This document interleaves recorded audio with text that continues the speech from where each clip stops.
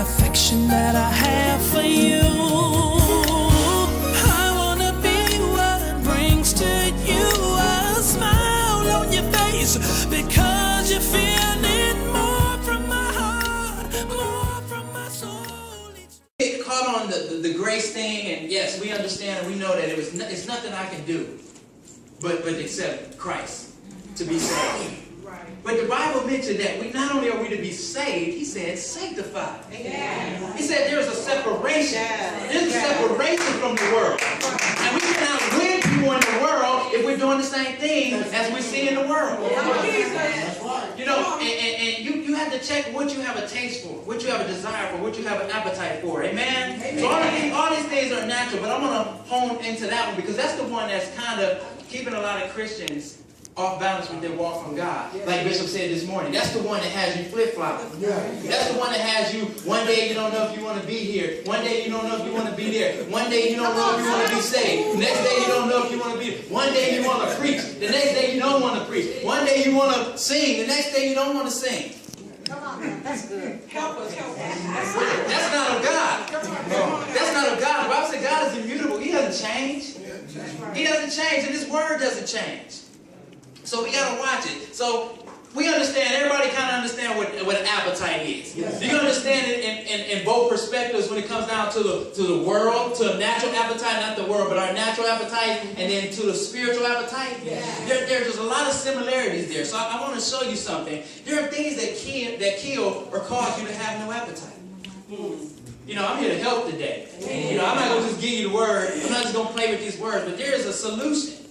There's a solution to those of you who don't have an appetite for God.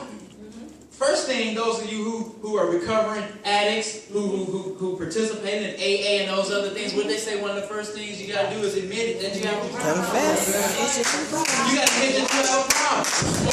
Because it doesn't benefit you to fool me. I ain't nobody. It doesn't benefit you to fool the bishop, the pastors, or nobody. It doesn't benefit you. Because when you leave here, Come on, Elder. I don't want a, what's your favorite word? I don't want a facade. Okay. That's Evangelist Kelly's word. Facade. Her favorite word. I hear facade, I think Evangelist Kelly. Facade. It's not a facade. I don't want a facade. I know that's right. You know, Bishop mentioned this earlier. I want to be in or out. You know, if I'm on my way to hell, I'm about to take out this road, go out there. I'm about to live my life like it's gold. As what's her name saying? Jill Scott. I ain't gonna pretend. I ain't gonna be here on Sunday. You know what I can do on a Sunday if I wasn't here? You know what I can do with a Sunday, Bishop? I can do some things with a Sunday.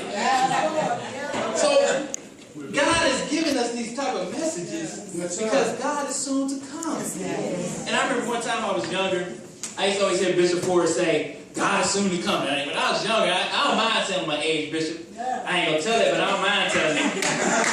When we was little, you know, they remember they used to preach the heaven and hell message. You don't hear that anymore. You know, you don't hear that because they're scared they're gonna run people out the church. But we don't bring people into the church anyway. The Bible says you compel them to come. God brings them in. God keeps them in. I invite them in. God keeps them in. I ain't worried about what comes over this pulpit, because if you leave, then you can't say you didn't hear it. You can't say you didn't hear it. So I remember one of the things coming up, Bishop used to always say, God is coming soon. Jesus is coming soon. We used to hear so much. And then I remember years later, I'm like, wow, you know, I was one of them, you know, young guys always think about certain silly stuff. That's why I'm so silly and stupid now. I used to think of those silly things. I'm like, you know what? It's been years and we've been hearing that Jesus is coming soon. So I remember asking Bishop, I said, were the cavemen saying that? Were the cavemen saying that Jesus was coming soon? Because I've been around for a good 10 years. And I mean, when you say you're on your way soon, I expect to see you soon. You know, in my mind, that's how I looked at it. You know, that I expect to see you soon, but we know that you know, God is not on our time. You know, it's probably a good thing He don't show up soon, because some of us will be lost. Some of us will be lost. But He said, for the elect's sake, amen, amen, amen. So there's things that kill or cause us to have no appetite. The number one thing that causes you not to have an appetite, one of the things is that you're full already. Yes. that you're full already. You know, you're full, so you don't have appetite. You're not hungry anymore. You're full already. And you know what? Some of our Christians is full of sin.